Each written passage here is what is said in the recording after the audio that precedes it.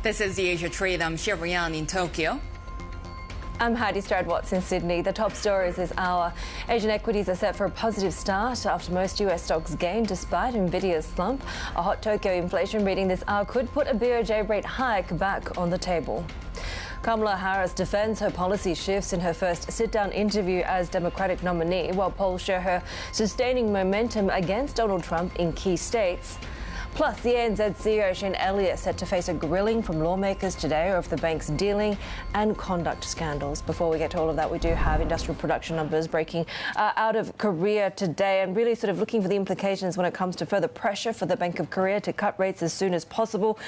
We are seeing industrial output falling, though, 3.6% month on month. The estimate was for a much shallower fall of 0.6%. Industrial output, though, on a year-on-year basis, seeing a rise of 5.5%. That also missed expectations for a gain of 7.5%. That cyclical leading index is largely unchanged, and we are really kind of just watching to see whether that moves the needle for the BOK at all, as they did, of course, on that August 22nd meeting, and what that potentially does to the signalling on financial and economic conditions to the market if we do see sort of further weakness as we are getting from the industrial production gauge, then potentially that weighing, Shery, when it comes to financial stability risks versus economic weakness could change.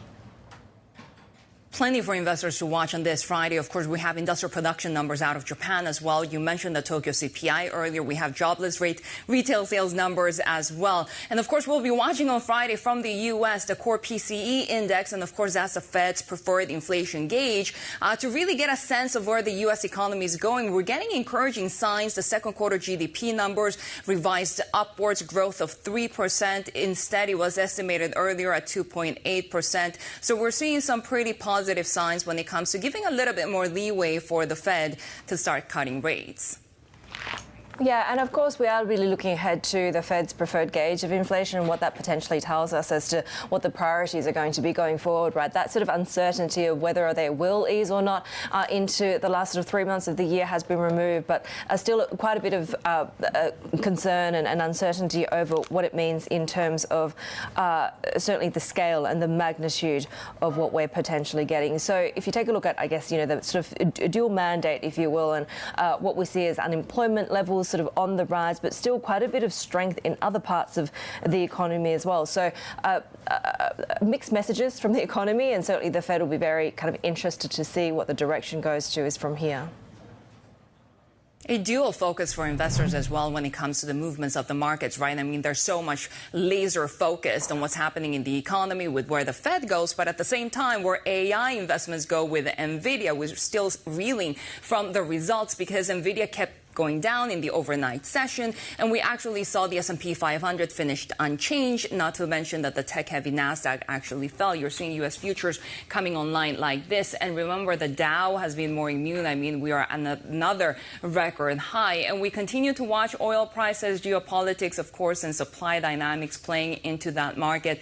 But it's really about the dollar function as well, because we have seen a little bit of strength this year for the greenback, but we're headed for potentially the worst loss for the dollar in all of 2024. Take a look at the other side of the trade, and you can see how the Japanese yen is coming online. We have seen a little bit of weakness this week, but we are now seeing it at that 144 level, very close to 145. We had seen weakness in Japanese equity markets as well in the previous session. We are seeing futures gaining ground, Sydney futures also pointing higher. We, of course, are watching the offshore yuan as well, Haidi.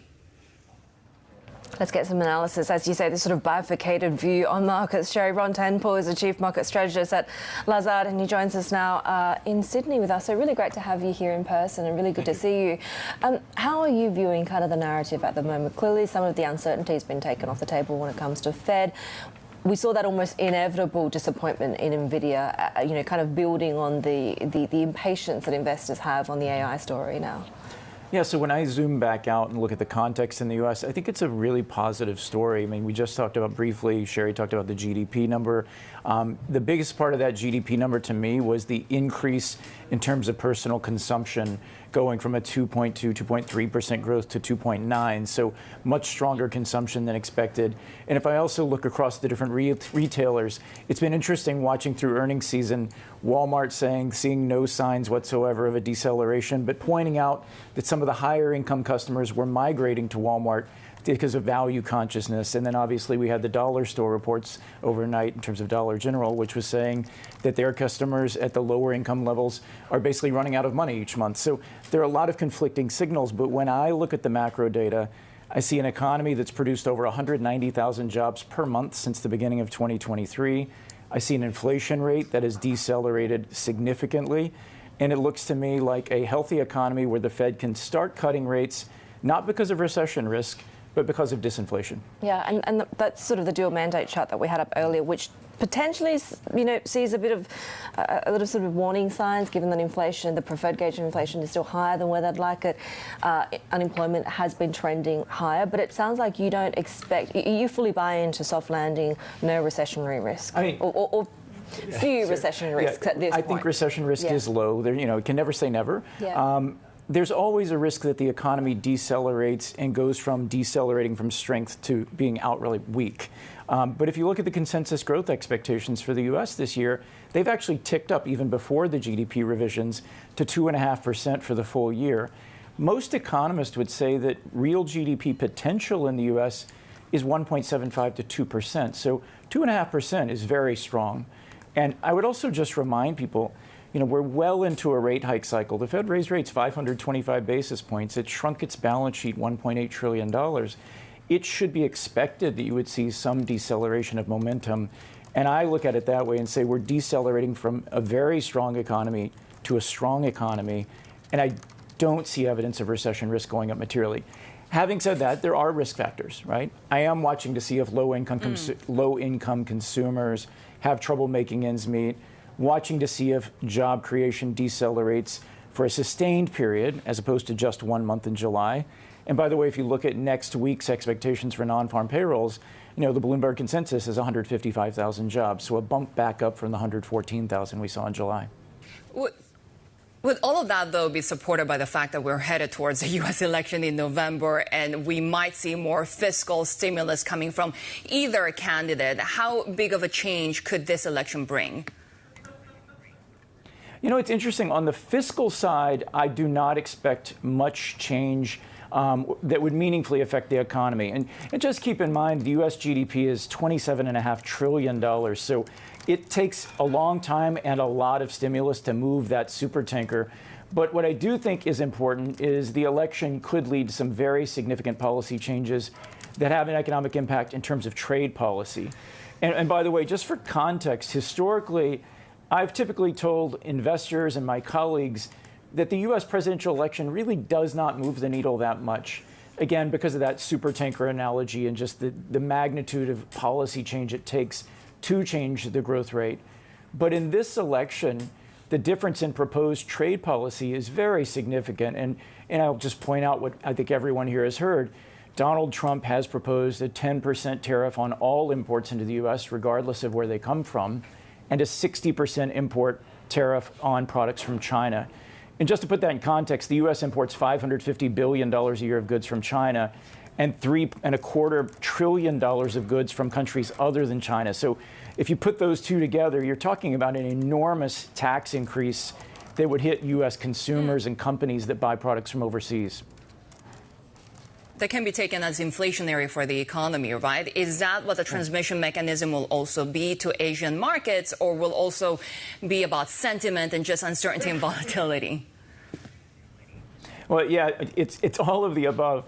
And usually people start with the inflationary impact because that is the first impact. But there are multiple facets of this trade policy. Number one is inflation. And there are a range of analyses. For example, Goldman Sachs did an analysis of just the 10% tariff on global imports, not including the 60% from China. And they basically thought that you would see an increase in CPI of over 100 basis points and a decrease in U.S. GDP of 50 basis points. So there's an inflation impact, there's a growth impact. But the part most economists do not focus on is what it does to profit margins. If you're an American company and your inputs into the final product come from overseas, and you suddenly face a 10% or even a 60% tariff, that really disrupts your supply chain because you cannot turn on a dime to find an alternative source for those products. And again, I want to recognize, there's always a risk with political candidates that this could be, overstated rhetoric. It could be brinksmanship and a bargaining position. But if there's one core belief for Donald Trump over many years, it has been that the trade deficit is bad for the U.S. economy and that we need to deal with that. So I think it's important for investors to take his campaign promises seriously in this case. And even if it's not a 60% tariff on day one, if it's a ratcheting up, we should be thinking about what that means to different companies and to those macro stats you just mentioned, like inflation. And one last thing, what that all means to Fed policy and the strength of the dollar and how this all ripples out through the rest of the world in terms of growth in other countries like China that might be hit by those tariffs. Ron, so if geopolitical tensions persist, and we fully expect they will one way or another, does that mean there's more of a shine when it comes to fixed income, particularly if the Fed starts easing? And it sort of takes us to the question of the day from my MLive blog, which is for September and perhaps more broadly, do you see equities outperforming bonds or vice versa? Yeah, so it really, again, depends on that election outcome because in a scenario that we just discussed where you're having a 10% global tariff and a 60% tariff on China, if inflation is going up, then it's hard to argue that bonds are a good place to be, right? Because you have to maintain some real yield. It means the Fed can't be cutting rates. I would expect that your 10-year yield would actually go up in that scenario, and equities would probably suffer. Now, there are some offsets. Trump has talked about cutting the corporate tax rate from 21% to 15%. That would raise S&P earnings by about 500 basis points. And there also could be some deregulatory moves that could lift certain sectors. But long story short, I tend to think if you end up in a global trade war, it's more a question of which asset is less bad as opposed to which one's the best one to own. So, it's not a positive environment for investing. What a joyous note to end on, Ron. Come see us again. No, we appreciate your time. Ron Temple, Chief Market Strategist at Lazard here in Sydney with us today. Coming up on the Asia Trade, we'll be chatting the yen's path with Nomura as we wait those August Tokyo inflation numbers out shortly and the implications for the Bank of Japan. We'll also be talking global market strategy with Magellan Investments. Fitch Ratings will also be sharing their outlook when it comes to China's mega banks ahead of some key earnings later today. This is Bloomberg.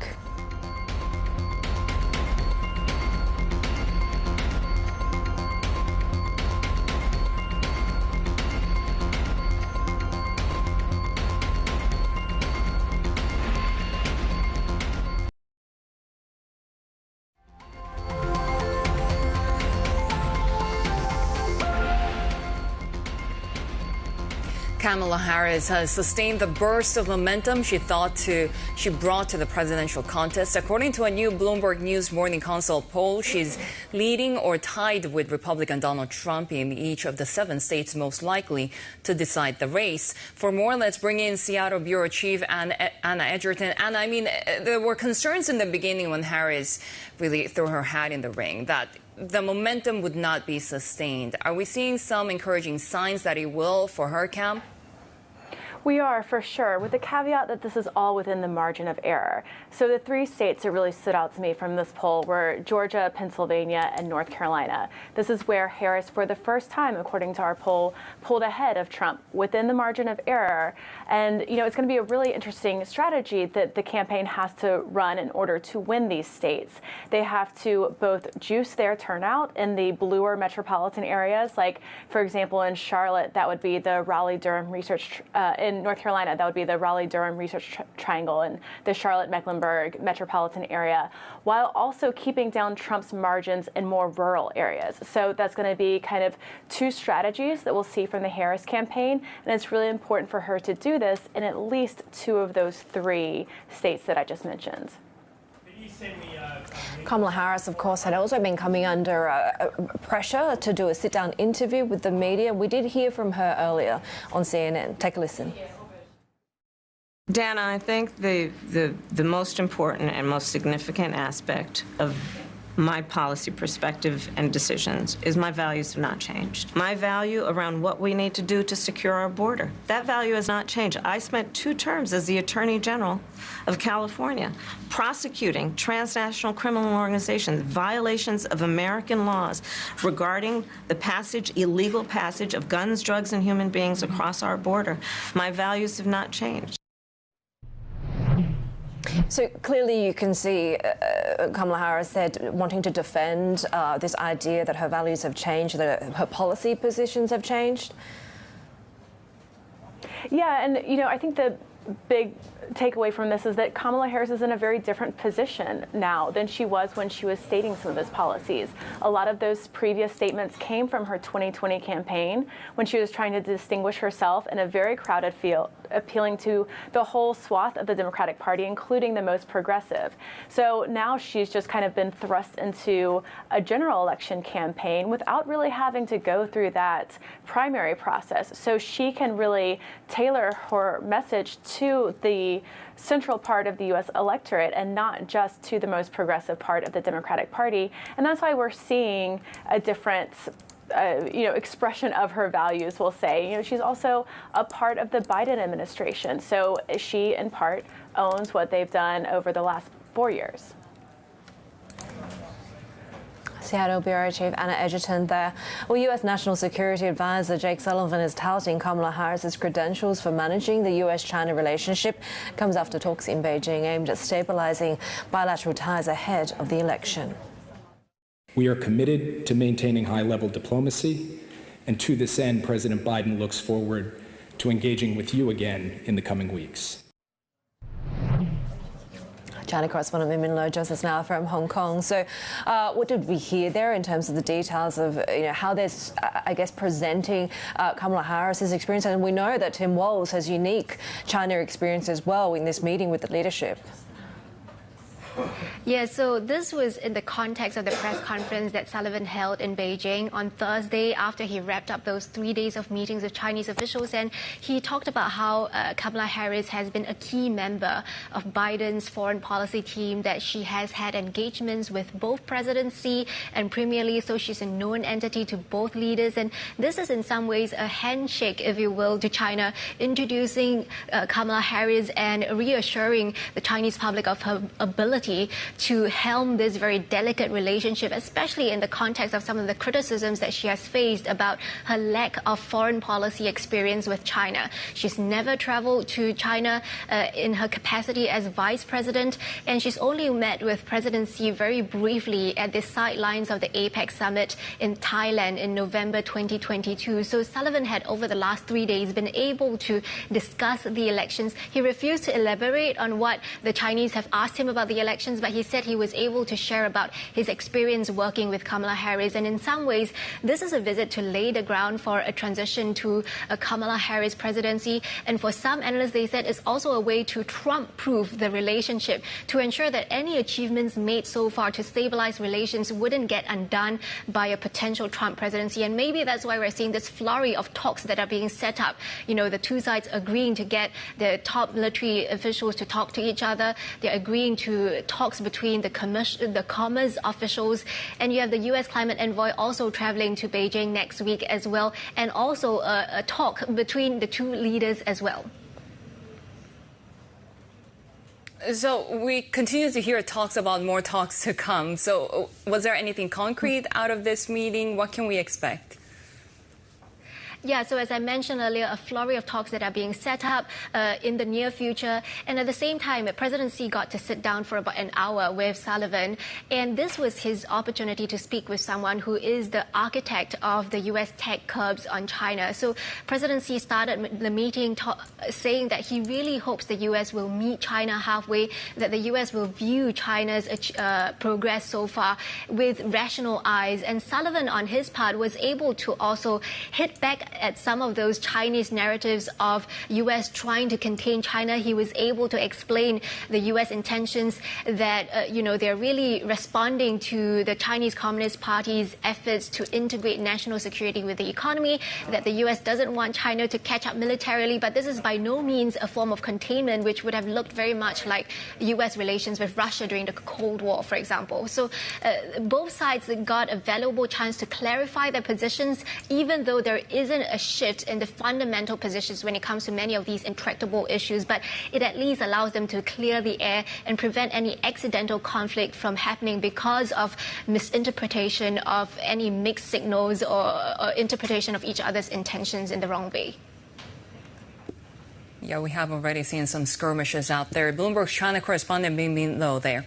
We have other stories that we're tracking in geopolitics. Bloomberg has learned that Netherlands plans to limit ASML's ability to repair and maintain its semiconductor equipment for Chinese customers. Sources say the Dutch government will probably not renew some ASML licenses to service and provide spare parts in China that expire at year-end. Withdrawing maintenance support could render chip-making equipment inoperable as soon as next year. Nippon Steel says the Japanese government needs to impose an anti-dumping tariff on Chinese exports to protect the domestic industry. Nippon says the firm is lobbying the government on this issue alongside other steelmakers. It says others, including the U.S., Europe, and South Korea, have already done so, leaving Japan vulnerable if it doesn't follow. We have more ahead on the Asia trade. This is Bloomberg.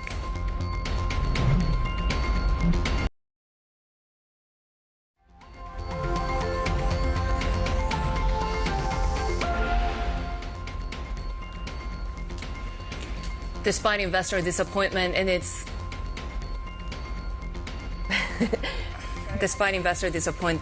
its latest sales outlook, let's talk a little bit about Nvidia because it remains one of the world's main players in AI. Bloomberg Originals has been looking at the chip company's humble beginnings and how gamer tech laid the foundation for its meteoric rise.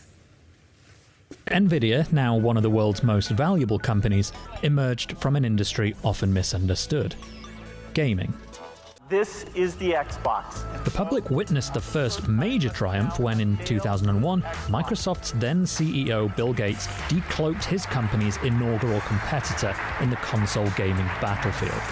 It was a vital stepping stone that aligned Nvidia hardware with PCs bought by hardcore gamers keen on upgrading their computers' components, something they couldn't do with consoles. But something else happened during those 20 or so years. People started to ask, if these things are so good at transforming code into people and vehicles, could it work the other way around? GPUs excel at something called parallel computing, taking a complex problem, dividing it up into small sets of calculations, and solving them in parallel very quickly. A lot of the time, you see that there are runs on these graphics cards because they have a lot of applications even outside of gaming.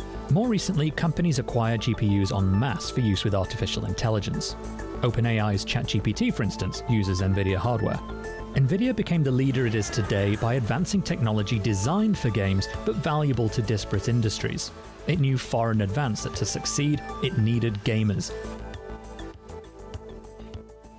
Subscribers can watch the Bloomberg Originals documentary in full right now on the terminal and on Bloomberg.com. It will also be up on their YouTube channel later today. But it was really all about Nvidia, wasn't it? Because, I mean, we continue to see those declines and the overnight session. So we actually had the NASDAQ 100, those tech-heavy indices actually down. But the Dow did manage to record a record high.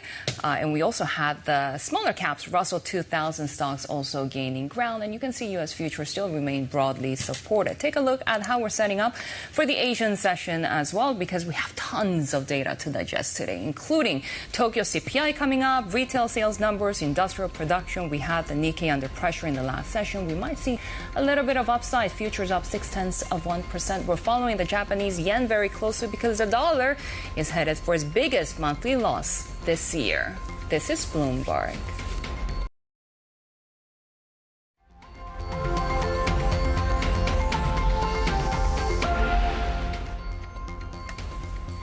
We have breaking news out of Japan. We are getting the Tokyo CPI numbers, growth of 2.6% year on year. The expectation was for 2.3%. It's also an acceleration from the previous month. So you can see that the Tokyo CPI numbers are a good indicator of where national CPI inflation numbers are going. And you can see that acceleration and really coming above economists' estimates. When you take the fresh food numbers and you have core CPIs, also year on year growth, the beat estimates 2.4% growth. We also have the jobless rate number, and that's coming in at 2.7% for the month of July. So you can see that the unemployment rate has ticked up a little bit from the previous month. It's also coming in a bit higher than what was expected. The job to applicant ratio coming in at 1.24 as well. So despite the fact that we continue to see a very tight labor market, of course, we do have a shrinking and aging workforce in Japan.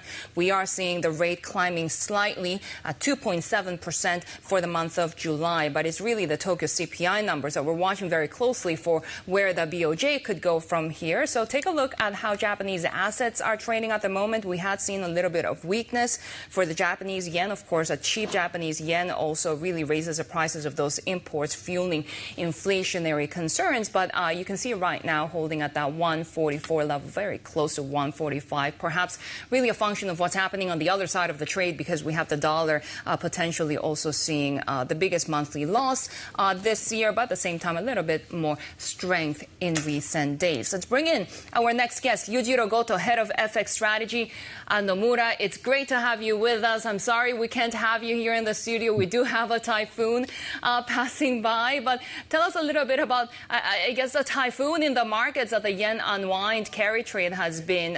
Where are we headed when it comes to what we can expect from BOJ policy and yen strength?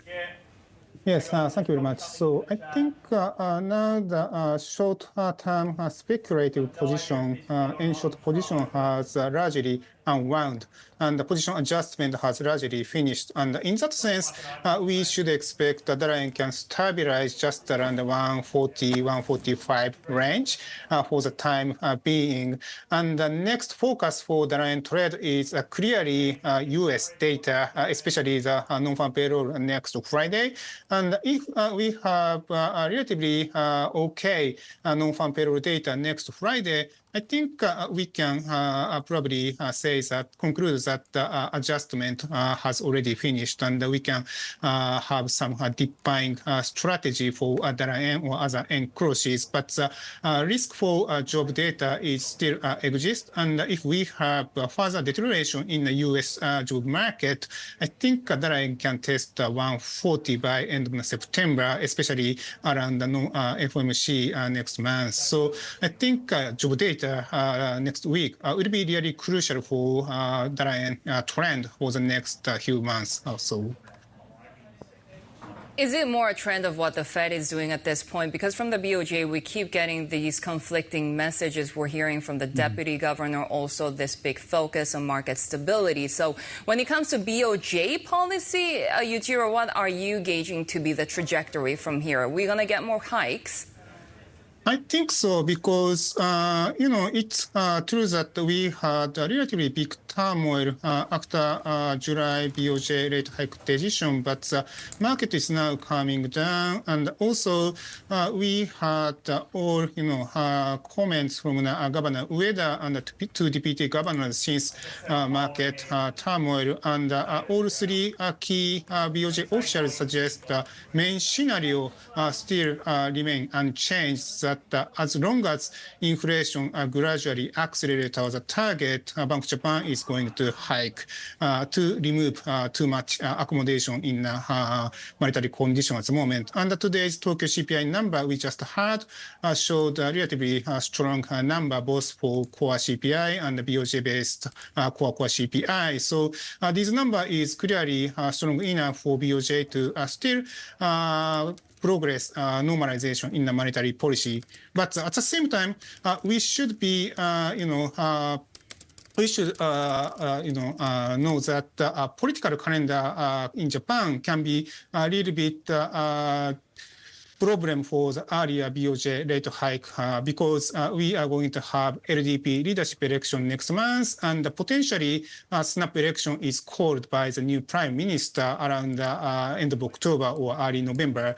So the next two meetings in September and October would be a little bit difficult timing for the BOJ to consider additional hike. And in our view, the earliest possible timing of the next rate hike is December, not September, October. But still, we should strongly believe that December hike is quite likely from the BOJ by end of the year.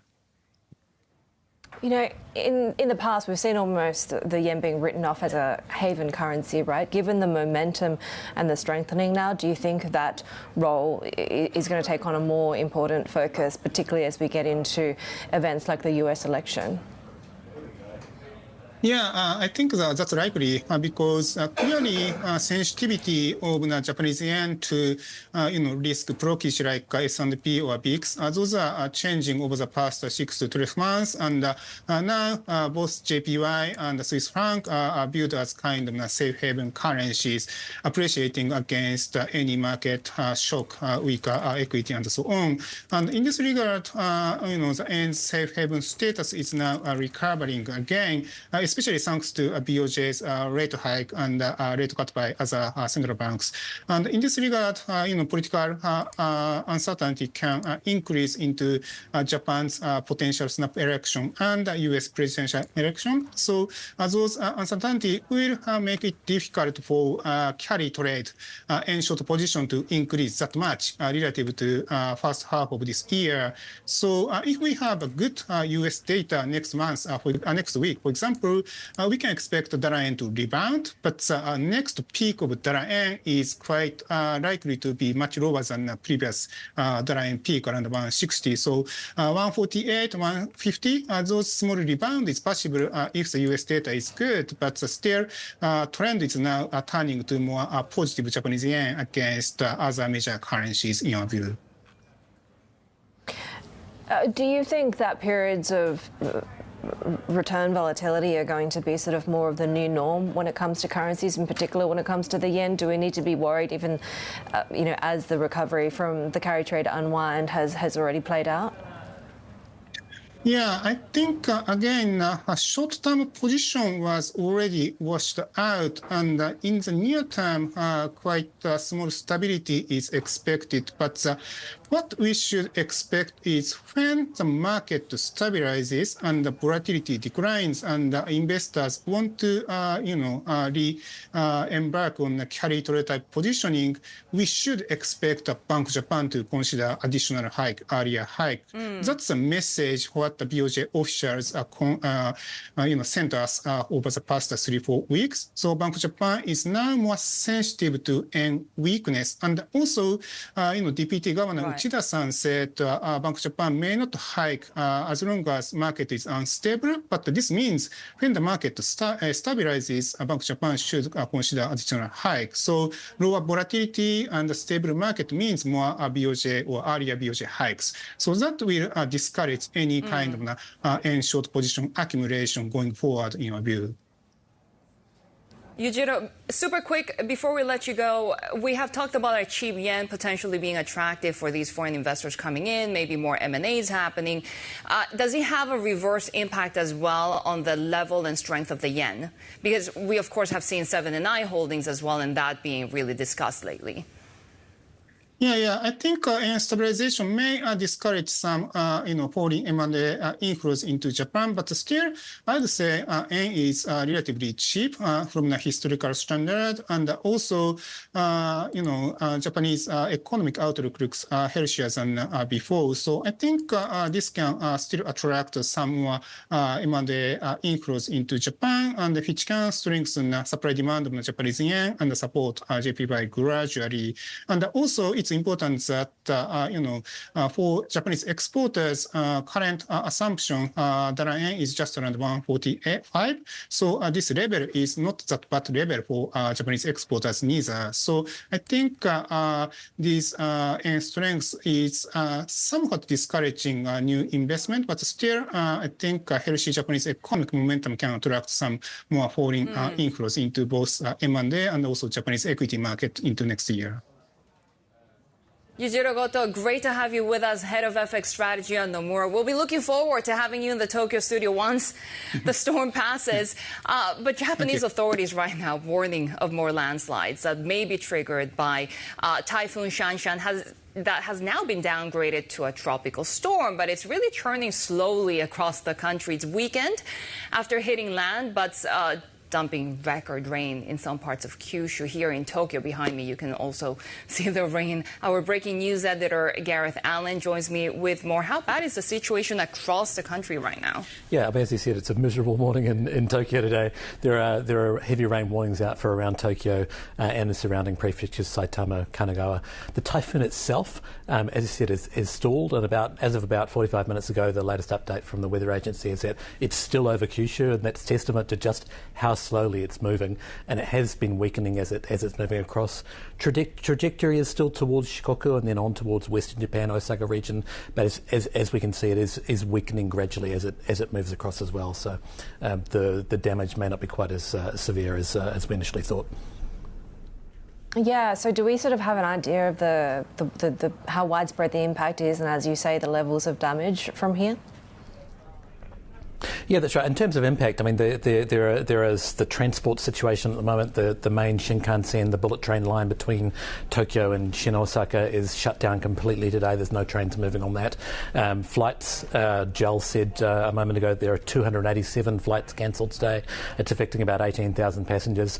There's still factory closures in Kyushu. Most of the major automakers and some of the semiconductor firms have their plants closed. We're watching today as things develop, as towards Toyota has said that they will think about restarting their plants at some point. We're watching out for that timing.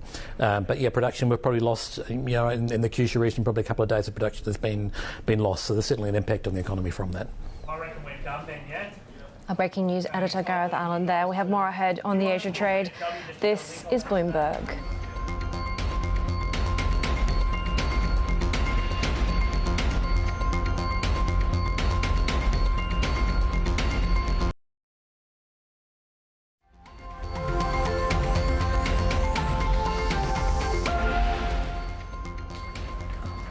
Nvidia is in focus still on signs that it could join OpenAI's latest funding round. We're told the chip giant could invest about $100 million. Let's bring our tech reporter Annabelle Jewellers for more. So Nvidia is obviously not the only one looking at participating in the financing, but it is just the week of Nvidia. So that's right. Yeah, Nvidia, of course, in focus on earnings, but this was a story that came out as well overnight that it could be looking at investing in OpenAI, and it would be joining, if it does go ahead, Apple and Microsoft as well. Microsoft, we know, is already OpenAI's biggest backer, and they've invested about $13 billion to date. Nvidia, though, is looking to invest about $100 million, so it's, of course, far shy from that. The valuation could be around $100 billion or even higher for the company. Of course, if those discussions do move forward, because this is all based on sources right now, but if they do move forward, it means that you've got the three most valuable tech companies in the world backing OpenAI, which is the maker, of course, of ChatGPT that came up nearly 2 years ago now. But certainly something to be watching, given they've all got sort of different ties already. Microsoft, that backer, they've integrated OpenAI across the platform. You've got Apple that's integrating ChatGPT into its Apple Intelligence system. And then Nvidia, of course, we know supplies all of the critical infrastructure that's needed to power those AI tools like ChatGPT. Any words from OpenAI?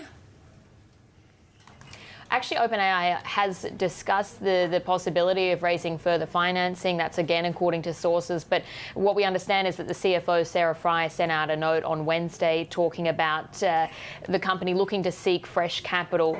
The company, as we have been reporting at Bloomberg, has been in discussions, as I said, to raise financing at a valuation north of $100 billion. It seems that they're sticking with that for now. And what they would be looking to use the funds for is to acquire more computing power and also to fund other operating expenses. As you mentioned, the three biggest tech companies in the world all investing in. Are there going to be regulatory issues here? It's possible. I mean, as you say, yeah, it from a headline basis, it doesn't sound that great, really. And then we've already seen, for instance, in the EU in particular, Microsoft's role or pact with OpenAI starting to face scrutiny there because there's concerns around exclusivity and whether that's also holding out or holding off competition in the space. But certainly this is something to be watching quite closely, the risk that we do see regulatory scrutiny if, again, as we say, they move ahead, Microsoft, Apple and Nvidia to back OpenAI. Our tech reporter Annabelle Jewellers there joining us from Sydney. And we have more on the corporate front. Dell outperformed revenue expectations in the second quarter as customers bought more of its gear designed to handle AI workloads. Orders of AI-optimized servers were $3.2 billion, up from $2.6 billion in the previous period. In the fiscal third quarter, Dell expects sales of about $24.5 billion, in line with analyst estimates. Bloomberg's been told Samsung is among the suitors interested in Nokia's mobile network assets. Sources say Nokia has considered several scenarios, from selling some or all of the division to spinning it off or combining with a rival. That's amid increasing pressure to find new growth in the troubled telecom equipment sector. Bloomberg sources say Couche-Tard is seeking backing from some of Canada's biggest pension funds to support its pursuit of 7&I. Sources say the retailer is looking to raise several $1 billion from the National Pension Fund, as well as those in Ontario and Quebec. Couche-Tard is also said to be weighing a range of funding options, from debt financing to issuing stock. Shery, ANZ CEO Shane Elliott will be facing quite a grilling from Australian lawmakers today over the series of scandals around the bank's bond trading and corporate culture. Bloomberg's Paul Allen has more. So what are we expecting to hear today?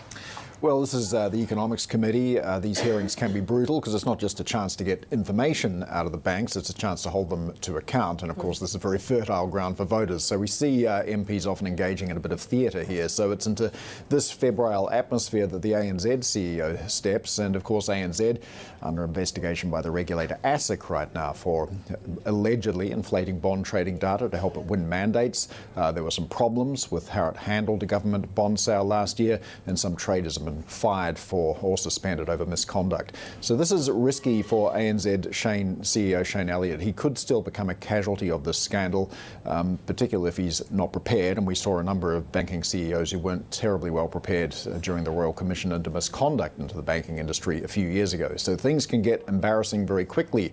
There's no particular reason for this appearance today. It's just the annual review into lenders. They typically cover a range of topics, but very bad timing for ANZ. We did also hear from two other Aussie banks fronting the committee yesterday. So did we sort of learn anything from that? Well, we heard from the Commonwealth Bank CEO, Matt Coman, and this is Australia's largest bank. And he's in an unusual position of having to defend the enormous profits that he makes, $6.6 billion in the full year. He was also defending surcharges on card payments. And I mentioned the theatre. We have one MP holding up a $5 note and a plastic card saying, why does a coffee cost me $5 with this and $5.08 with a card payment? So he's forced to defend that kind of thing, which plays well to voters. Matt Coman, though, also talked about scams and the extraordinary statistic that Commonwealth Bank takes down 50 fake Commonwealth Bank websites every week. So he supports tougher anti-scam regulations. This is something echoed by the Westpac chief, Peter King, who also appeared yesterday, and he criticised social media platforms for not doing enough in this regard. Today it'll be National Australia Bank that kicks off proceedings, but as I mentioned, the big show going to be Shane Elliott later on. Bloomberg's Paul Allen there. As we're getting breaking news out of Japan, we have the industrial production numbers here. July rising 2.8%. The expectation for industrial production was for 3.5% growth. So we're seeing a little bit of an underwhelming growth number for factory output, but it's still turning positive after contracting more than 4% in the previous month. The year-on-year numbers also growth of 2.7%. Almost after contracting almost 8%. So yes, we are seeing some acceleration of growth in factory output, but slightly below expectations. Retail sales, we were watching this very closely because it's how much households are going out and buying. Growth of 2.6%. Again, a little bit underwhelming economists' expectations for the month of July. And it's also slowing down a little bit from the previous month when it grew more than 3.5%. The department store supermarket sales sales year-on-year growth of 1.1%. When it comes to these IP numbers, retail sales number in Japan, a little bit underwhelming and coming in below economists' expectations, despite the fact that we did get those Tokyo CPI numbers just a few minutes ago that really surprised to the upside. We have more ahead on the Asia trade. This is Bloomberg.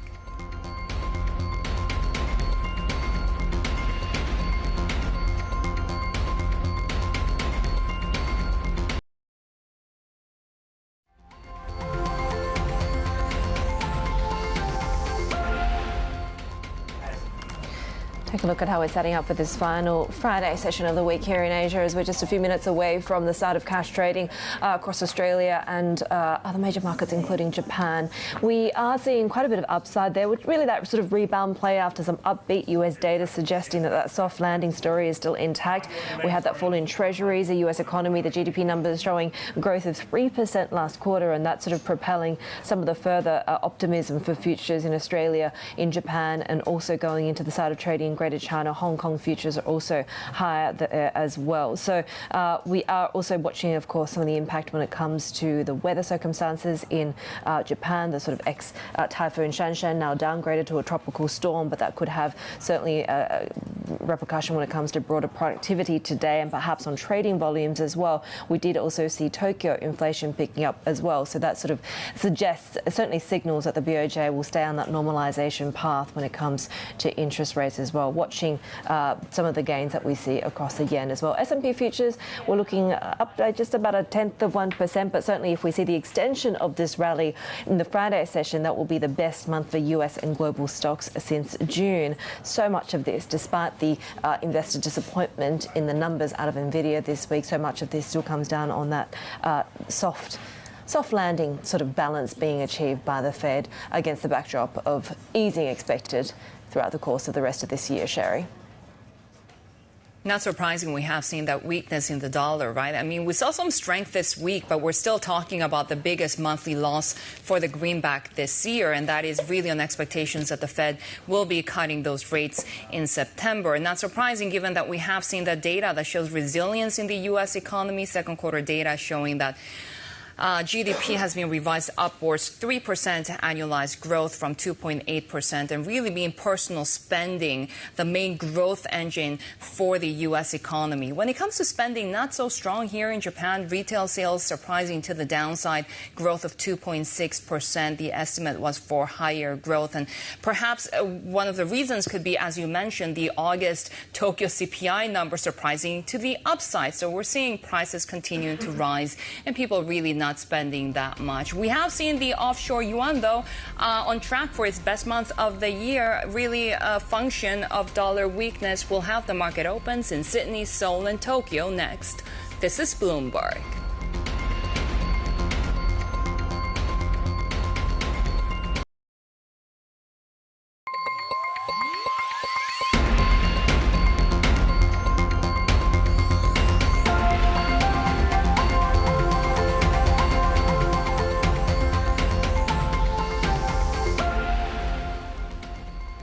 This is the Asia trade. We're counting down to Asia's major market opens. And really, we saw that function of Nvidia's weakness, Haidi, when it came to the tech stocks really being dragged down. The Nasdaq 100 was down, but the Dow seeing another record high. We continue to see a strong U.S. economy. We'll be watching the core PCE index, of course, the Fed's preferred gauge of inflation on Friday. Yeah, and even with that sort of divergence between, as you say, inflation still remaining a little bit high when it comes to that preferred gauge, and unemployment, I should say, trending a bit higher, that sort of soft landing scenario remains very much intact and continues to drive these markets, despite, as you say, that investor disappointment over Nvidia's numbers this week. Yeah, we'll be watching those semiconductor names across Asia. But when it came to inflation here in Japan, also surprising slightly to the upside. We're talking about the August core consumer prices rising about 2.4%, which is really slightly higher than economists had expected. And perhaps not surprising then that retail sales also came in below estimates. We are seeing that pace of growth starting to slow down, given, of course, that people are not spending as much. We're seeing the Nikkei coming in a little bit higher at the open, but this, of course, course, after we saw some downside pressure in the previous session. We also had industrial production numbers out of Japan coming in below estimates as well. We had been watching that very closely, given that, of course, we are watching the manufacturing side of things. The Japanese yen right now holding steady, very close to that 145 level. But we have seen a little bit more strength in the Japanese yen, perhaps a little bit of a function, of course, of what's happening with the U.S. dollar, which is now headed for the biggest monthly loss this year. When it came to industrial production, also perhaps a little bit surprised to the downside when it comes to South Korea. Industrial production rising more than 5%, but still below expectations. Take a look at how the Kospi is opening right now. We had seen a little bit of pressure earlier in the week as well, but we're seeing some upside of about 0.5% for the Kospi. Of course, we're watching still those semiconductor names, given that Nvidia also declined about 6% in the overnight session. The Korean won still weakening a little bit against the U.S. dollar. Haidi.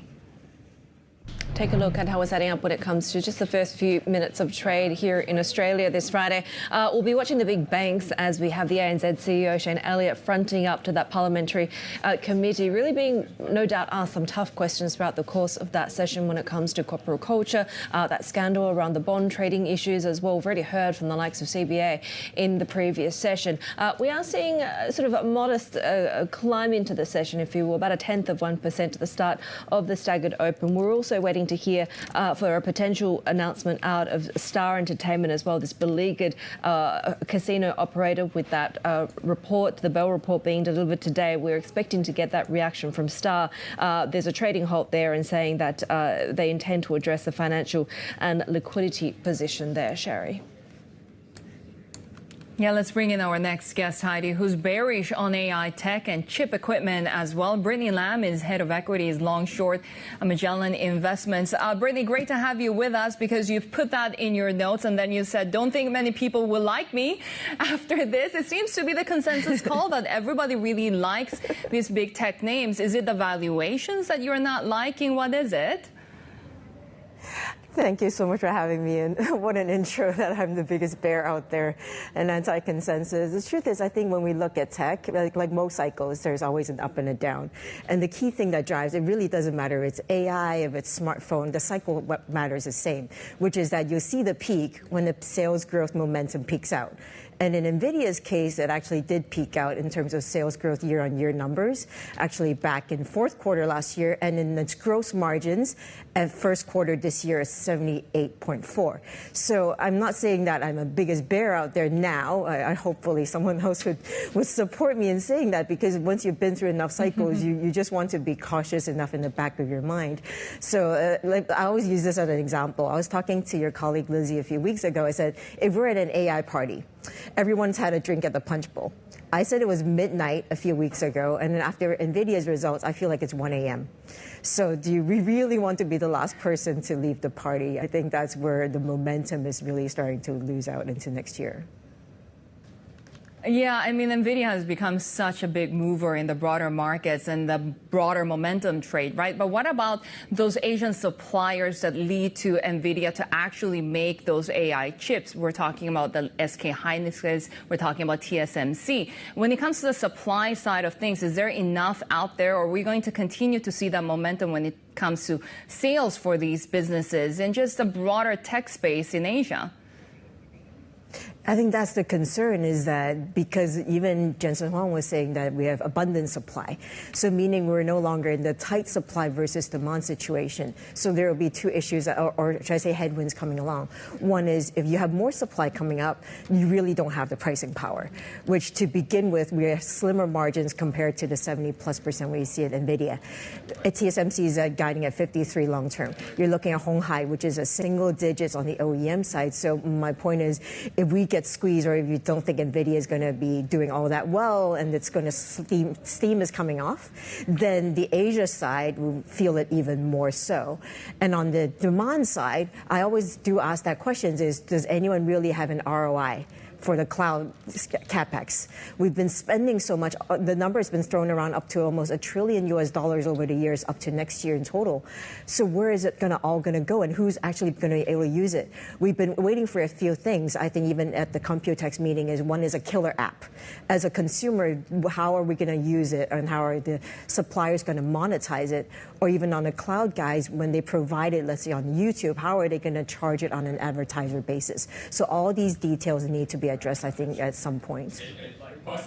Yeah, and I guess that's key to unlocking the type of exposure that maybe you do want if you're not drinking from the sort of headline AI punch bowl, right? But the pull of FOMO is strong, and I guess extending your analogy is you don't want to be the person who said no to attending a party that ends up being the best time ever, right? Is there a sense of that in your thinking as well? Do you want to have exposure to AI but just not with the frothy mega caps?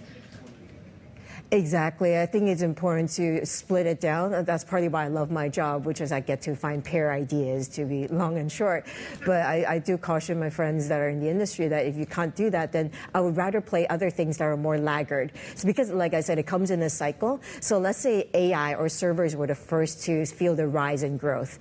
You have things that have been left behind in laggards, such as more on the mature node side, on the analog semi side. So those are things that I would find more interesting now, or even on an Apple supply chain as we head into the September 9th event.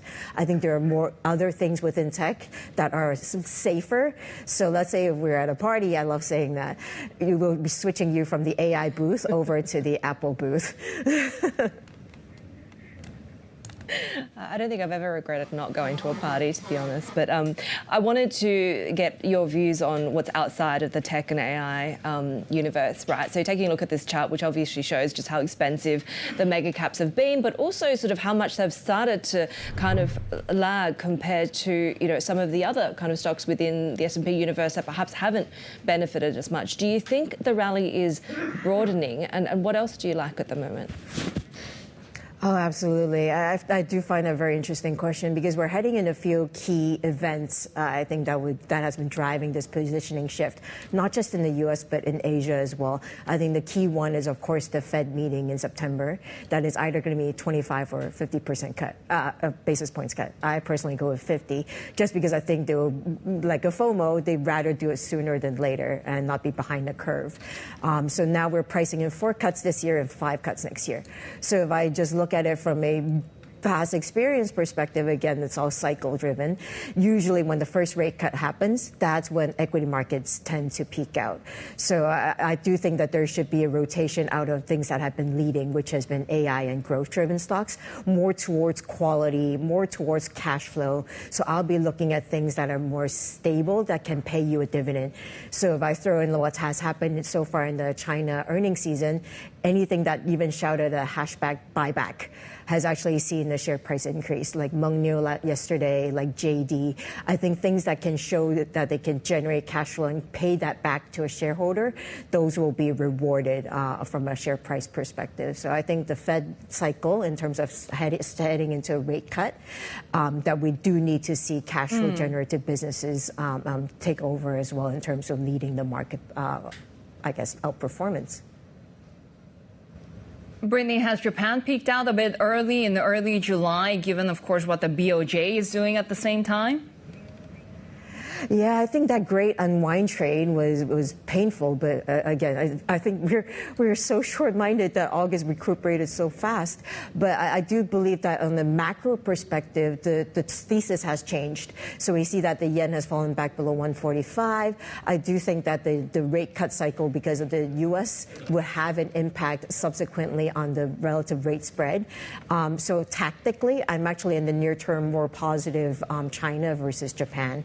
I think longer term structurally, we can say that as a shareholder, the ROE story of improvement on return to shareholders is still improving in terms on the capital returns for Japanese equities. But in the near term, I think valuation is so much cheaper in China. Positioning is very underweight. Hedge funds are not here.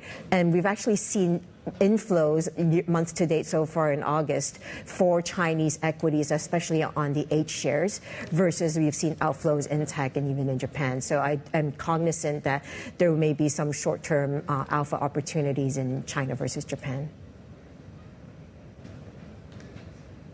Britney Lam, head of equities long short at Magellan Investments. Really great to have you with us. Let's take a look at some of the early movers. And of course, we continue, as Shery alluded to earlier, to continue to watch very closely the impact of the sort of Nvidia effect on some of these Asian chip makers and the AI sort of related names of suppliers here as well. We're seeing that sort of rebound carry through, though. Samsung is up by just about 0.4%. A little bit of upside there for SK Hynix there as well, despite, of course, we've seen that continued slide when it comes to Nvidia, failing to live up to investor hopes with those latest results. What was a robust set of numbers was ultimately underwhelming to a market that had set up such high expectations, right? Tokyo Electron, though, the laggard out of that lot there. We're also watching the big banks here in Sydney as well, as the ANZ CEO, Shane Elliott, is set to take on potentially a real grilling when it comes to the parliamentary session there with regard to the bond scandal that the bank has been going through, questions over corporate culture. We'd already heard from the likes of CBA and some of the other banks in the previous session, and certainly CBA defending its supersized profits. We're seeing broad upside there when it comes to those big lenders. And Shery, I do want to mention that one that we're watching in terms of a trading halt is Star Entertainment, just passing through the some 500 pages of the final Bell report inquiry, saying that the casino operator remains unsuitable to operate its casino in Sydney. So we'll continue to watch for a reaction from Star Entertainment today, Shery. And Haidi, you also showed really those semiconductor names like Tokyo Electron and Renesas, and we saw the downside with Tokyo Electron. They've been also hit by the storm that's here in Japan right now. We're talking about their Kumamoto plant also being closed. Renesas Electronics suspending all operations, as well as two plants in Matsumoto. And of course, these airlines and railway operators have also been impacted. Japanese authorities now warning of more landslides that could be triggered by Typhoon Shanshan that's been downgraded to a tropical storm. It's churning slowly across the country. It's weekend after hitting land, but is dumping record rain in some parts of Kyushu. Our breaking news editor Gareth Allen joins us now for more. And Gareth, I know it's stormy here in Tokyo, but how bad is the situation elsewhere? That's right. Well, Shanshan is, as of about 20 minutes ago, the latest update from the weather agency. It's just hanging on to the edge of Kyushu. It's headed trajectories towards Shikoku, and then over the next couple of days over the weekend it'll be moving towards Wakayama, Osaka, Nara areas in western Japan. As we said, it's moving very, very slowly, and it's also weakened quite considerably. So I think the massive rain and the really strong winds that we saw over the southern areas of Kyushu in the last couple of days, probably not quite so bad going forward. But it's still a formidable storm. It's still packing a lot of rain. There are warnings out even in Tokyo and surrounding prefectures, so we still need to be very, very vigilant about this rain coming out. I mean, I have family arriving this afternoon on the plane, so I'm just checking if the flight will get cancelled. But given the fact that it's moving slowly, does that mean it's better or worse for these areas? Well, it means that the rain and the wind are going to be in the affected areas for longer, and as we've seen over the last couple of days, that has really impacted the river levels. We saw them getting to dangerous levels, and actually a couple of rivers even overflowed in the last couple of days, causing flooding. So yeah, I mean, that it's slow. It's an unusual typhoon. They don't normally move this slowly. So I think we need to watch it in that sense. So it's been downgraded, but we're still obviously seeing some of the clear immediate impact. Are there assessments that we know about the level of damage and impact that is expected? Yeah, that's right. I mean, there was some damage to southern areas of Kyushu and the prefectures there, mainly from the winds, with windows broken and roof tiles flying off and that sort of thing. In terms of the economic impact, the transport links at the moment are down. The main trunk line Shinkansen bullet train between Tokyo and Osaka is stopped at the moment.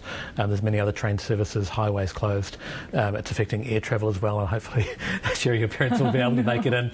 It's mainly the domestic flights at the moment that are being impacted. There are a few international flights that have been cancelled, but we'll be watching for updates from JAL and ANA throughout the day, and from companies as well who've had their factories closed still at the moment. We're watching to see when that restarts as well. I just want them to be safe. I mean, I'm checking the updates from ANA right now. But Gareth Allen, thank you so much for joining us in the Tokyo studio and really braving this rainstorm that we're seeing here in Japan. We have more ahead on the Asia trade. This is Bloomberg.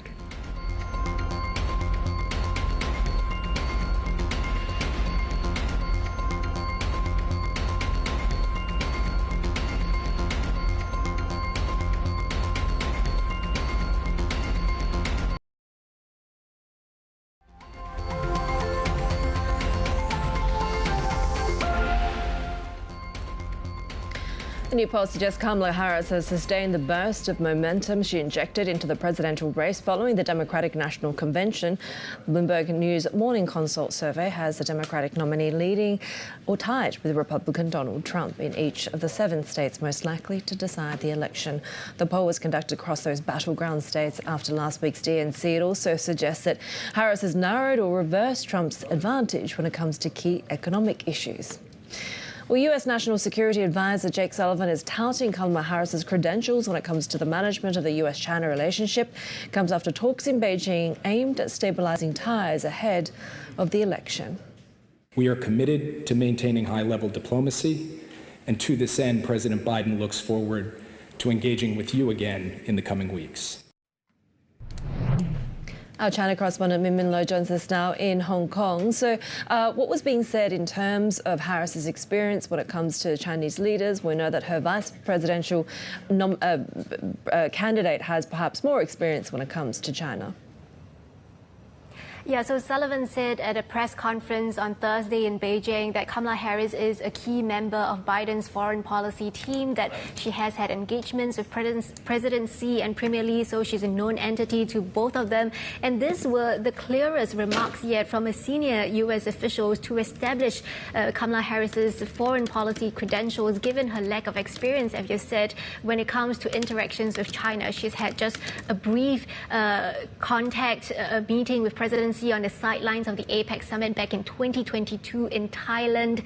And so over the last 3 days, Sullivan had the opportunity to discuss the elections with the Chinese officials. He refused to elaborate on what the Chinese have asked him about the elections, but he said that he was able to share his experience working with Kamala Harris and her role over the last 4 years. And this is perhaps why you see, the visit where Sullivan got to meet very high-level officials throughout the last 3 days. It's a meeting to really lay the ground for a potential transition to a Harris administration. And some analysts say to Trump-proof the relationship, to prevent any sort of achievements that have been made so far from being undone by a potential Trump presidency. Have a listen to what President Xi had said during the meeting. As two major countries, China and the United States should be responsible for history, for the people and for the world, and should be a source of stability for world peace and a propeller for common development. While great changes have taken place in the two countries and in U.S.-China relations, China's commitment to the goal of a stable, healthy, and sustainable China-U.S. relationship remains unchanged. So we have these two countries agreeing to set up a flurry of talks in the near future, including calls between the military commanders of both countries, talks by the commerce officials by both countries, and a talk between both leaders, President Xi and President Biden, that could maybe pave the way for an in-person meeting, even maybe at the G20 summit in Brazil or the APEC summit in Peru. Maybe what was it? 14 hours of talks about talks about talks? What else was achieved in this visit? Yes, it is very extensive, I would say. I mean, President Xi got a chance to sit down for an hour with Sullivan, who is pretty much the architect of the U.S. tech curbs on China. So President Xi started the meeting saying he really hopes the U.S. will meet China halfway. He hopes the U.S. will see China's progress so far with very rational eyes. But Sullivan is saying that the U.S. will stay the course when it comes to those tech curbs. He says that it has been successful. It is important to keep up those efforts to prevent those high high-tech transfers from undermining U.S. national security. But the good news is he really got very high-level access. As I said, he got to sit down with the vice chair of the Central Military Commission, Zhang Youxia, who, by the way, is a very close friend of President Xi. Their fathers worked together in the civil war in northwestern China. And the last time we saw such a high-level meeting was when Susan Rice was the national security aide back in 2016 on behalf of the Barack Obama administration. So you're really seeing the two countries working together to establish these high-level communications, keeping open lines of communications ahead of the U.S. elections, perhaps to prevent any surprises from brewing over the next couple of months that could derail the direction of votes in the next couple of months. Bloomberg's China correspondent Min Min Lo there. We're sticking with China, and we could see further efforts to restrict the country's capacity to develop advanced chips. Bloomberg has learned that the Netherlands plans to limit ASML's ability to repair and maintain its semiconductor equipment for Chinese customers. Let's bring our tech reporter Annabelle Jewellers here for more. So this is obviously part of sort of the broader narrative that we've seen, but closing even some of the gaps that remained.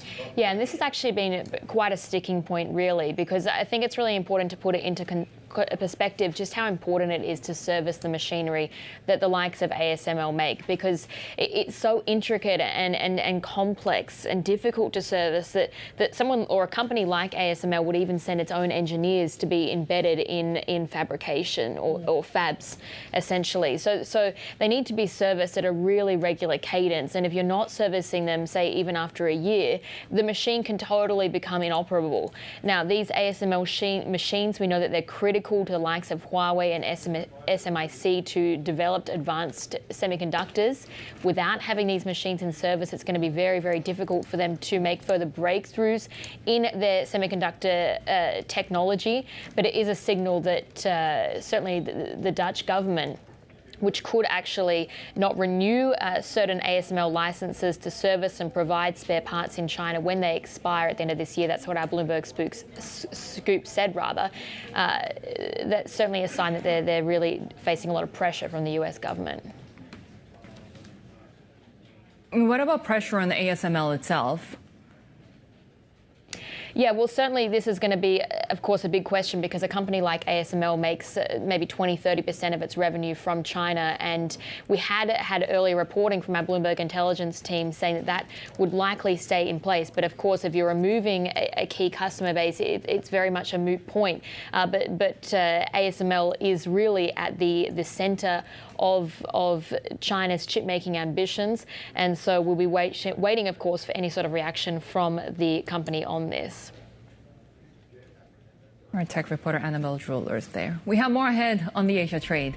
This is Bloomberg.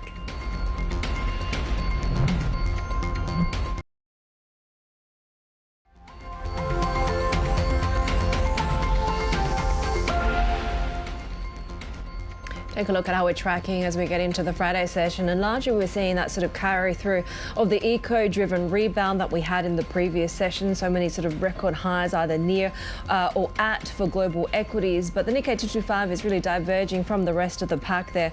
We're seeing sort of a little bit more caution just about half an hour into the start of trading, but elsewhere we are seeing some pretty robust gains when it comes to trading in the Kospi. Some more data suggesting that the Bank of Korea might have to ease sooner rather than later.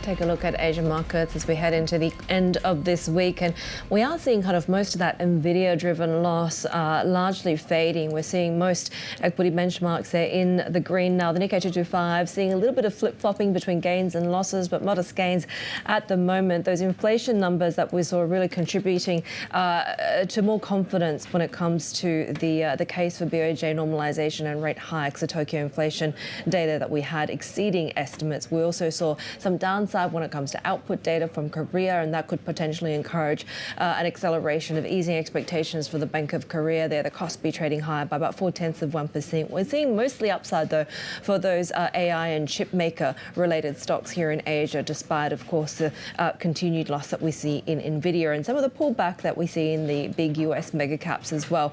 Australian stocks are looking pretty robust, 0.5% higher there. Watching the banks as we have ANZ's Shane Elliott, the CEO there, fronting for his parliamentary testimony. We had also heard from the likes of CBA in the previous session, also watching, and it is a trading halt, but any kind of reaction from Star Entertainment, that Bell inquiry report being delivered this morning saying that the company remains unsuitable to operate its Sydney casino. So that trading halt and an announcement from Star Entertainment that they will be addressing their financial and liquidity situation, which of course over the past few months has seem to be increasingly untenable.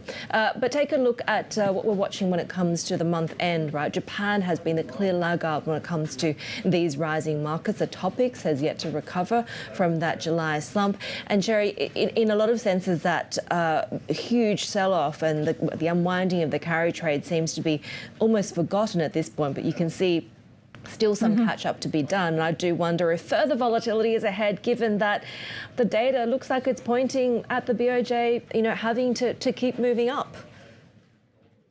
Yeah, it's all really about what the Bank of Japan does next, right? That yen carry trade unwind, also to do with the fact that investors really perceive the BOJ as being very hawkish. And right now we're getting data that inflation in Tokyo quickened in August, perhaps backing the case for another rate hike and normalization policy coming from the BOJ. For more, let's bring in senior editor Brian Fowler. And Brian, we're following the Tokyo numbers because they're an indicator of national prices. Will it further vindicate the BOJ?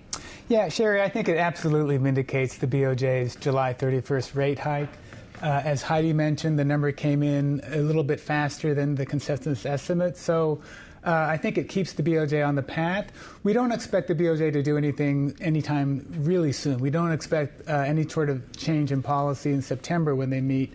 Bloomberg Economics came out this morning and said after the data that they expect a hike as early as October. Other economists we're speaking to are looking for a slightly more gradual pace, maybe December or maybe early next year. But the bottom line is the data definitely keep the door open to normalization up ahead, and it's just a matter of when the BOJ finds the opportunity to go ahead and lift interest rates. But you've been focusing on the services prices, up, 0.7%. Why is that important? Yeah, so services prices are an indication of how price growth is spreading throughout the economy, and the 0.7% number looks a little weak at first glance. It's higher than what we saw last month, which was 0.5%. But you have to keep in mind that in the Tokyo data, it's distorted somewhat by utilities that are for education costs, high school costs, and those kicked in April of this year. That's weighing on service price gains, and that's not necessarily going to spill over into the national data, which we will get early next month. What else were you watching for in the data blast? Industrial production, some of the labour market data, as well as, of course, looking at how households are doing through retail sales. Yeah, Haidi, it's a huge blast of data this morning. It's a lot to sift through, but I think overall the numbers show relative growth. Recovery is continuing for the economy, and this underscores what economists are saying, that they expect to see GDP advance again in the current quarter after it rebounded last quarter. The numbers aren't perfect by any means. Retail sales and IP both grew, but they missed consensus forecasts by a little bit. Labor market looks a little tight, although the jobless rate increased. But job applicants the applicants ratio picked up a little bit, indicating that companies are still trying to hire people. So overall, it's a sign of still recovery and generally positive. Not exactly the most robust data, but positive. Brian Fowler, senior editor here, with a very busy morning sifting through all of the data in this very rainy Tokyo day. But let's stay in Japan because the country's support for the natural gas industry has fueled the rapid expansion of the $250 billion LNG market over the last half century. The nation has few gas reserves of its own, but has made itself indispensable at every link in the supply chain. Our senior energy reporter, Steven Sepchinsky, has more on today's big take. And Steve, when we talk about Japan, we always think of it as a resource-poor country. So how has the country become so critical in the LNG industry? I mean, it's exactly because it's resource poor that it has become critical. Japan started importing liquefied natural gas. It's gas that's liquefied and put in these big thermoses and shipped in giant ships around the world. They started importing in 1969. And since then, they, for a long time, were the world's largest buyer of the fuel. But to help support the expansion of the market, they built the plants from places like Australia, Brunei, Malaysia. They were the largest buyers from those plants, helping to underpin the economics. Their banks and the government were public financiers of the plants. Then on top of that, the companies in Japan also built the ships, the specialized thermos ships that would send the LNG everywhere. There were companies that were Japanese that owned the ships. And then on top of that, there are companies that built the turbines in the gas-fired power plants to eventually combust the fuel and turn it into electricity. So in every link, Japan had played key because they needed the fuel. They needed to make sure that it was being produced and they were getting it. The energy security, making sure they were getting this LNG was key. So in part of that, they helped kind of pioneer and create this whole industry that exists today. There's so much investment going on from Japanese firms as well, right? Is it possible to quantify broadly Japan's exposure to global LNG and the supply chains? Sure. I mean, I think one way to look at it, we did a really great, interesting analysis here with data from Bloomberg on the Bloomberg terminal, is that Japanese companies made about $14 billion, at least $14 billion in profit last fiscal year from just gas-related businesses. And that's everything from trading, production, shipping, and selling turbines. Now, to give you an example, that's roughly equal to the same profit of Japan's top consumer electronic companies. So it's a major part of the economy, and they have huge exposure. On top of that, the Japanese public financing arm has provided over $1 billion in public loans for gas projects around the world since March. They're also the biggest public financer of LNG plants around the world. And on top of that, the commercial banks, I'm talking Mizuho, Mitsubishi UFJ, they're all the biggest LNG financiers as well from projects in the United States. I've talked to a lot of people over the last few months, and from the United States, Australia, as well as Brunei, everyone says that Japan has been indispensable in building the global LNG industry. And yet we're trying to transition to greener energy. So what does this mean for global climate goals? It does make global climate goals potentially harder. Now, there are two ways to look at it. The way that the Japanese government and companies argue is that if you're supporting natural gas, that means that people will switch away from dirtier coal. When combusted, natural gas produces about half the amount of CO2 of coal at power plant level.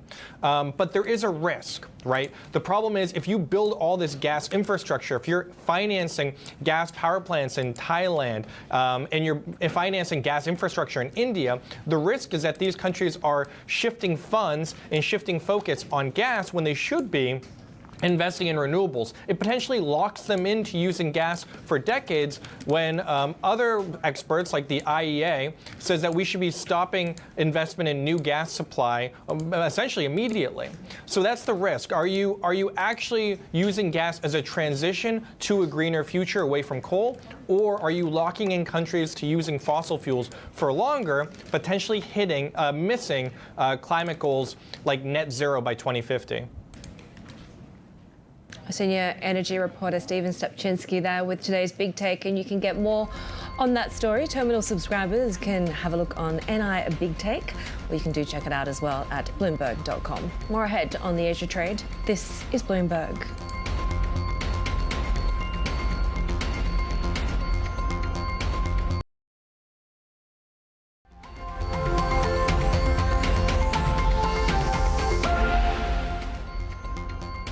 The earnings season is underway for Chinese banks as Bank of China announced its first interim dividend since listing in 2006.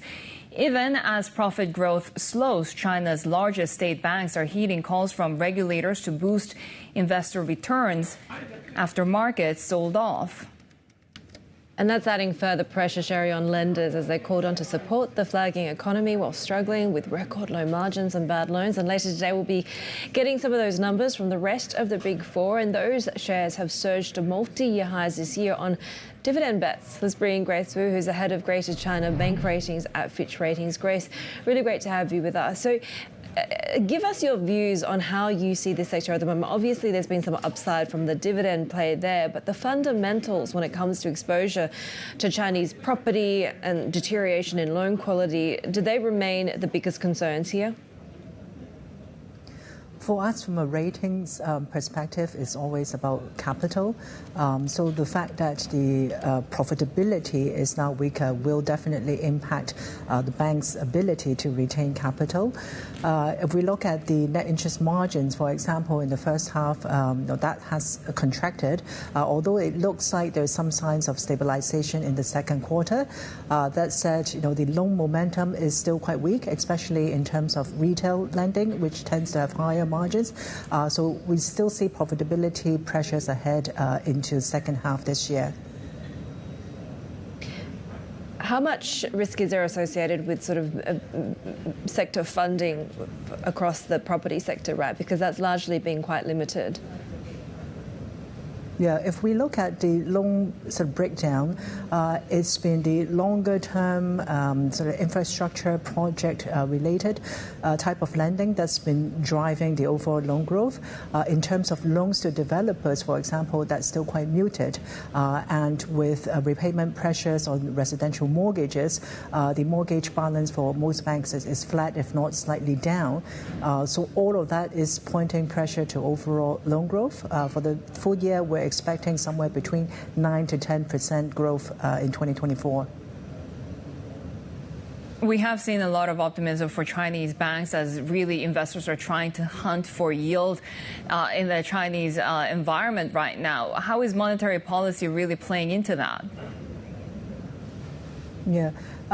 In terms of the capital aspect, we have seen actually quite a large size of capital raising in the first half.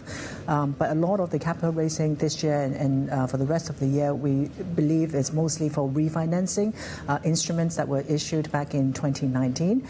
So from a sort of capital buffer standpoint, that's still going to remain under pressure as long as profits are still going to be quite weak. What have we seen from the latest PBOC stress test on really the credibility of these banks? Yeah. In terms of the stress testings, it is still pointing out that the vulnerability mostly reside with the smaller institutions, in particular some of the rural banks with very narrow geographical focus. And the issue with the rural banks is also that because they're now facing increasing loan competition from the larger banks, so to compensate that, they've been more aggressive in terms of their investment, in terms of their trading income. That will inevitably introduce more volatility in earnings for the rural banks. And most of these banks have weaker balance sheet strength to begin with, so they would be more vulnerable in an economic downturn. How tied are they to the property sector, and what's your outlook when it comes to a potential turnaround there? Yeah. In terms of the property market, certainly there's been a lot of supportive measures, but overall Fitch is still expecting a decline in terms of home sales this year, and that will pressure demand for residential mortgage loans, and that will weigh down on overall loan momentum because mortgage, for the most part, is still quite a significant part of an average bank's balance sheet. Grace Wu, head of Greater China Bank Ratings at Fitch Ratings. Good to have you with us. We have more to come on the Asia trade. This is Bloomberg.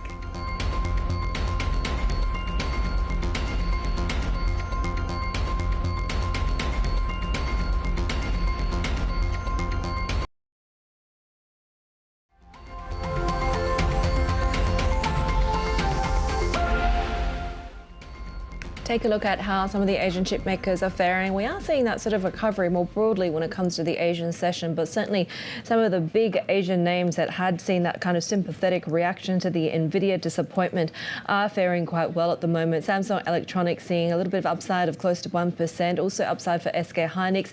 Tokyo Electron has been one of the laggards at this point, but we have seen that broader sort of to and fro between gains and losses for the broader Tokyo market anyway, given some of these heightened expectations that the BOJ will have to continue tightening. The Tokyo inflation numbers exceeding estimates there. Renesas there, one of the biggest gainers at 2.7%.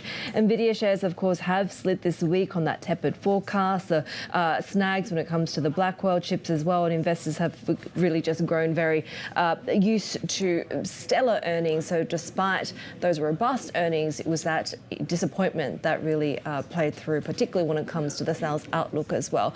Still, having said all of that, Nvidia remains as really one of the world's most valuable companies, but also the main players in AI. Bloomberg Originals has been taking a closer look at the chip company's humble beginnings and how gamer tech laid the foundation for its meteoric rise. Nvidia, now one of the world's most valuable companies, emerged from an industry often misunderstood: gaming. This is the Xbox. The public witnessed the first major triumph when, in 2001, Microsoft's then CEO Bill Gates decloaked his company's inaugural competitor in the console gaming battlefield. It was a vital stepping stone that aligned Nvidia hardware with PCs bought by hardcore gamers keen on upgrading their computers' components, something they couldn't do with consoles. But something else happened during those 20 or so years. People started to ask, if these things are so good at transforming code into people and vehicles, could it work the other way around? GPUs excel at something called parallel computing, taking a complex problem, dividing it up into small sets of calculations, and solving them in parallel very quickly. A lot of the time, you see that there are runs on these graphics cards because they have a lot of applications even outside of gaming. More recently, companies acquire GPUs en masse for use with artificial intelligence. OpenAI's ChatGPT, for instance, uses Nvidia hardware. Nvidia became the leader it is today by advancing technology designed for games but valuable to disparate industries. It knew far in advance that to succeed, it needed gamers. And subscribers can watch that Bloomberg Originals documentary in full right now on the terminal and on Bloomberg.com, and it will also be up on the YouTube channel later today. And these are some of the latest from the corporate front. Dell outperformed revenue expectations in the second quarter as customers bought more of its gear designed to handle AI workloads. Orders of the AI-optimized servers were $3.2 billion, up from $2.6 billion in the previous period. In the fiscal third quarter, Dell expects sales of about $24.5 billion, in line with analyst estimates. Nippon Steel says the Japanese government needs to impose an anti-dumping tariff on Chinese exports to protect the domestic industry. Nippon says the firm is lobbying the government on this issue alongside other steel makers. It says others, including the U.S., Europe, and South Korea, have already done so, leaving Japan vulnerable if it doesn't follow. Bloomberg's been told Samsung is among the suitors interested in Nokia's mobile network assets. Sources say Nokia has considered several scenarios, from selling some or all of the division to spinning it off or combining it with a rival. That's amid increasing pressure to find new growth in the troubled telecom equipment sector. Haidi. Well, Bloomberg sources say Stroud-Watts is seeking backing from some of Canada's biggest pension funds to support its pursuit of Seven & I. Sources say the retailer is looking to raise several $1 billion from the National Pension Fund, as well as those in Ontario and Quebec. Stroud-Watts is also said to be weighing a range of funding options, from debt financing to issuing stock. Lululemon has trimmed its sales and profit outlook for the year as inflation increased, competition curbed demand for its pricey yoga pants. Comparable US store sales fell 3% in the second quarter. That was a miss on analyst expectations. Jeffrey says fashion is shifting further away from Lulu's core offering, but Wedbush thinks the guidance cut could offer investors a reset. Speaking of a reset, Shery. I know. I mean, Heidi, I'm so excited right now. Speaking of a reset, we're talking about Oasis being back. I mean, they're going to perform in the UK. They're going to perform in Ireland next year. I can't be there, but I know that those tickets are going on sale on Saturday. They could fetch thousands of dollars. And oh my gosh, I was such a super fan. Wonderwall, Live Forever, Champagne Supernova. And I gotta say, I was super proud that I was one of the last people to catch one of their last concerts back in Seoul more than 15 years ago before they broke up. That's extraordinary, Shery. And doesn't it just kind of take you back to the 90s, to our, sort of teen or maybe more like tween sort of years as well? Wonderwall just had it all. And this was a band that once claimed that they were bigger than the Beatles. I guess they never quite got there, but they're coming back for a second go, if you will. So we're hearing a lot of hype when it comes to diehard fans willing to travel and pay whatever it takes to get these tickets. The venues announced so far include Wembley, Heaton Park in Manchester, Dublin's Croke Park in July, August of 2025. They haven't been released yet, but the demand that we've seen for these mega concerts, right, Shery, from Taylor Swift to Beyonce, we know that the Eras Tour routinely sells for hundreds of dollars, and if not more, and a lot of fans are paying more for resale tickets as well, right? So it's fascinating to me that all of this is still happening at a time where, cost of living crisis, households and consumers feeling the pinch, but they are so willing to pay for these experiences. I can see this happening. Of course. I mean, our producer Katria always makes fun of me because this is supposed to be another generation, but they're a classic. They're the 90s, Britpop, amazing. I'll be really looking forward to it. Sales of the tickets on Saturday. But take a look at how the markets are trading right now, because it's a gloomy, rainy day here in Tokyo, but it seems there's a little bit of upside for those Japanese stocks, up 0.25%. Of course, we had a little bit of a mixed picture overnight where we had the tech-heavy Nasdaq falling because of Nvidia, but we're seeing a little bit of recovery when it comes to those chip names across Asia. The Kospi also up 0.5%. That's it from the Asia trade. Our markets coverage continues as we look ahead to the start of trade in Hong Kong, Shanghai, and Shenzhen. The China show is next. This is Bloomberg.